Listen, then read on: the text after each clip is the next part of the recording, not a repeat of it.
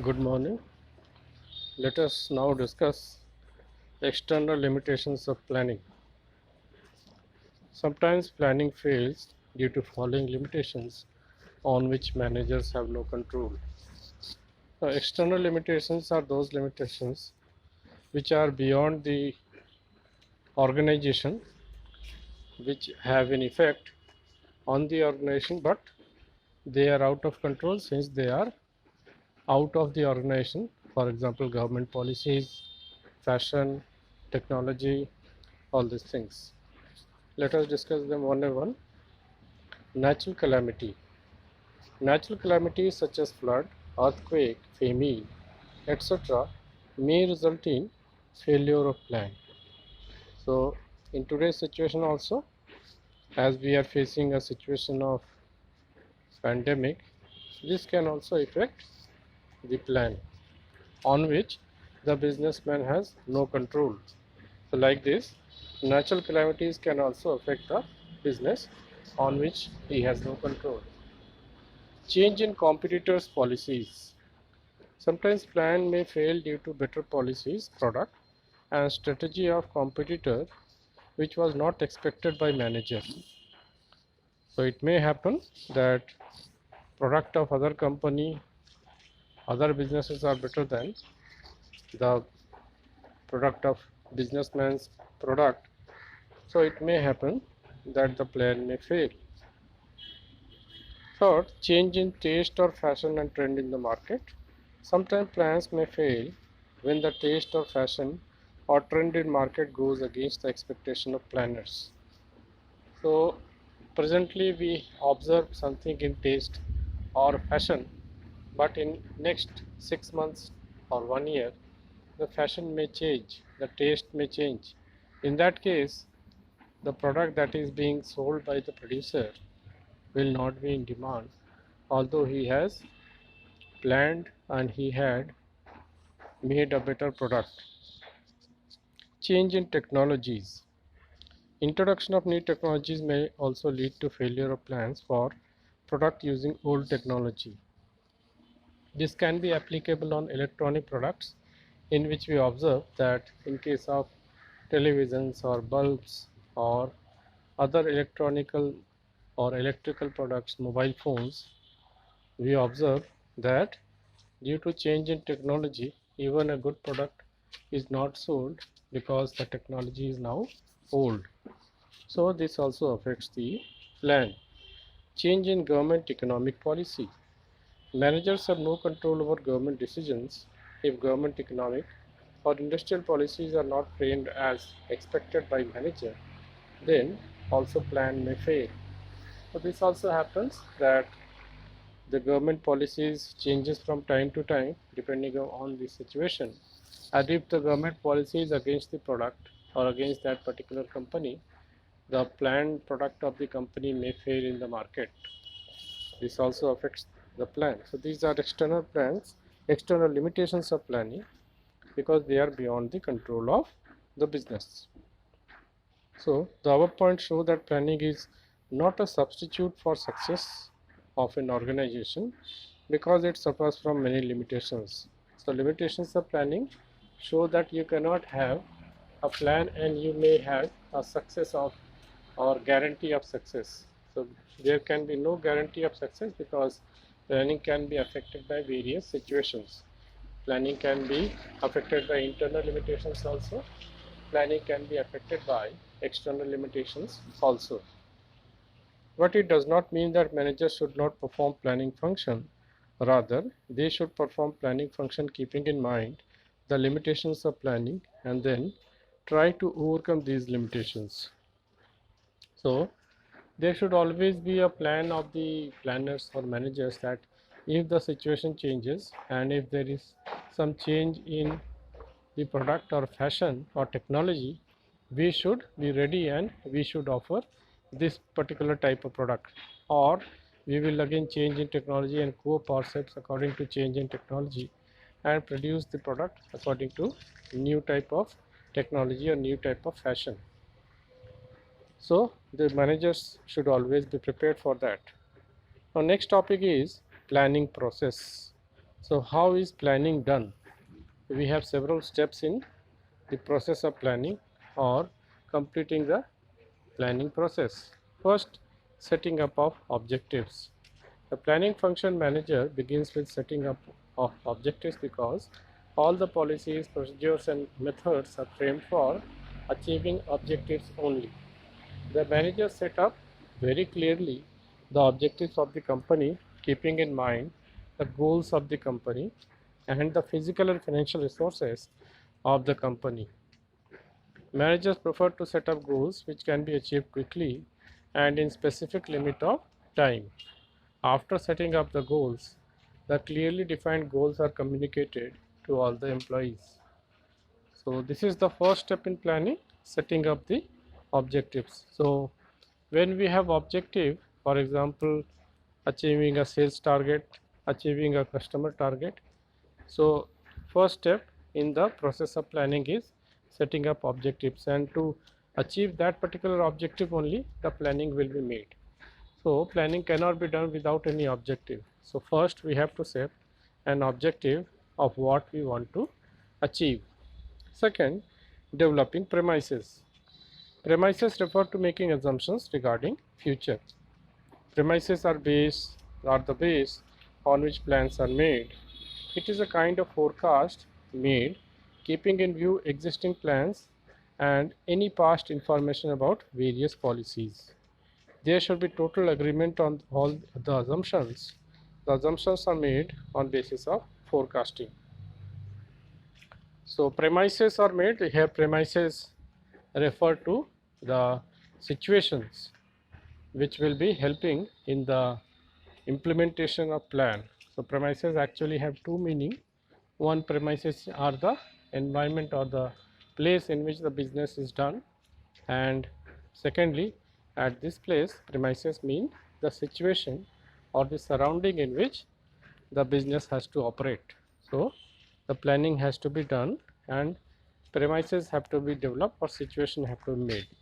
So these situations are made with the help of assumptions and forecast. The forecast is technique of gathering information.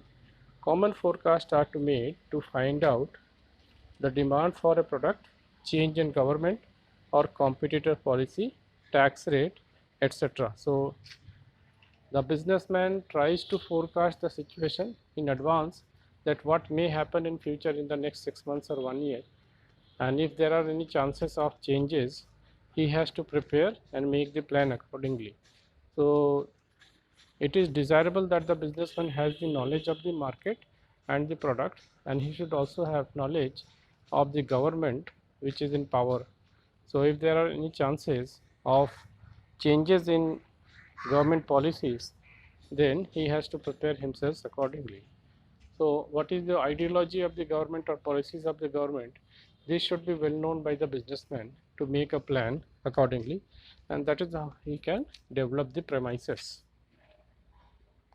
Then listing the various alternatives for achieving the objectives. After setting up of objectives, the managers make a list of alternatives through which the organization can achieve its objectives, as there can be many ways to achieve the objective and managers must know all the ways to reach the objectives. So there can be various alternatives or the various ways to achieve one objective. So he can make a list that what are the various alternatives or ways to achieve one objective and which one is better for that particular business. For example, if the objective is to increase in sale by 10%, then sale can be increased by adding more line of product. So you can increase the sales by adding more types of product. For example, if the business is dealing in one type of product, namely a pen, then that stationery company can increase the number of products from pen to pencils or erasers, like this. By offering discount can also help a business to increase the sales. By increasing expenditure on advertisements makes to popularize or helps to popularize the product, and if the product is popular, then it may help to increase the sales. by increasing the share in the market. So if they increase the market share from a particular percentage to a higher percentage, say 10% to 20%, then there will be increase in sales. By appointing salesmen for door-to-door sale, etc. So managers list of all the alternatives. So sometimes companies also appoint some salesmen to sell the product. So these are the various alternatives, out of which the best one for the business are finalized.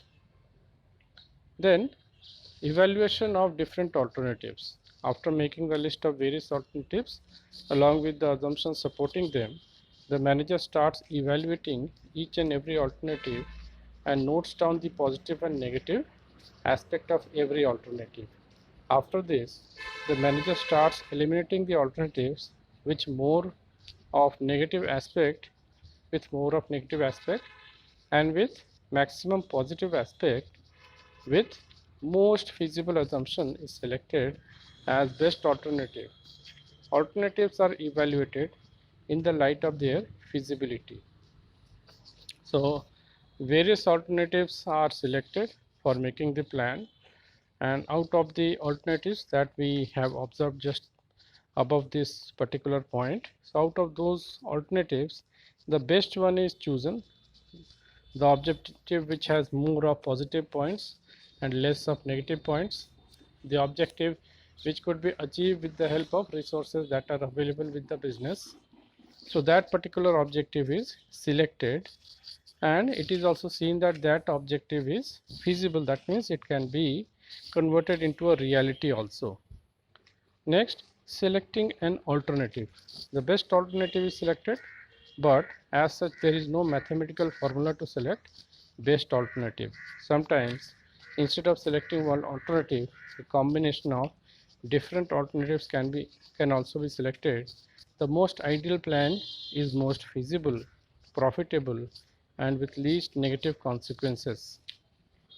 So selection of one alternative which is the best alternative profitable for the company, it is selected by the businessman and then it is implemented as a plan, and it is the best plan or best alternative which is more profitable and which can be converted into reality more easily and which has least number of negative points.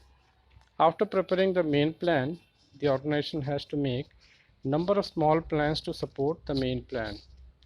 So these are supporting plans which are supporting the main plan. They are called derivative plans. These plans are related to performance of routine jobs in the organization. These are derivative, these are derived from the major plan. So they are also known as derivative plans. So you can mark these also. What is derivative plan? Derivative plans are those plans which are derived from the main plan, or these are the supportive plans which are made to support the main plan. These plans are must for accomplishing the objective of main plan. The common supportive plan are plans to buy equipment, plan for recruitment and selection of employees, plan to buy raw material, etc. So one plan could be increase in production. So this is the main plan. But to achieve the main plan of increase in production, you have to make derivative plans, means purchase of raw material, purchase of machinery, taking power supply, or purchase of fuel. So these are derivative plans. The main plan is increase in production of goods. Then next is implementing the plan. The managers prepare or draft the main and supportive plans on paper, but there is no use of these plans unless and until these are put in action. For implementing the plans or putting the plans into action, the managers start communicating the plans to all the employees very clearly, because the employees actually have to carry on the activities according to specifications of plan. After communicating the plan to employees and taking their support, the managers start allocating the resources according to the selection specification of the plans. For example, if the plan is to increase in sale by increasing the expenditure or advertisement, then to put it into action, the managers must allot more funds to advertisement department, select better media, hire advertising agency, etc. So implementation of plan is the next step in the process of plan. So implementation of plan means putting the plan into reality. So how can we put our plan or supporting plans into reality? By actually doing the steps what are written in the plan. So when practically these plans are converted into reality, we are implementing the plan, and these are the steps of plan. The last one is follow up. Planning is a continuous process. So remember, planning is not a process which is done before the beginning of production process and then we forget about plan. Planning is continuous because we have to continuously monitor whether our plan are working properly or not, and if they are not working properly, we have to take some correction or corrective measures also. Planning is a continuous process, so manager's job does not get oversimplified by putting the plan into action. The manager monitors the plan carefully while it is implemented. The monitoring of plan is very important because it helps to verify whether the conditions and predictions assumed in plan are holding true in present situation or not. If these are not coming true, then immediately changes are made in plan. So while implementing the plan or putting the plan into reality, it is observed that are we going properly according to plan or not. If we are not going properly according to plan, then some changes in plan are to be made. If these are not coming true, then immediately changes are made in plan. During follow-up, many adjustments are made in the plan. For example, if the expenditure planning is done keeping in mind 5% inflation rate, but in present situation if the inflation rate rises to 10%, then during follow-up the managers make changes in the plan according to 10% inflation rate.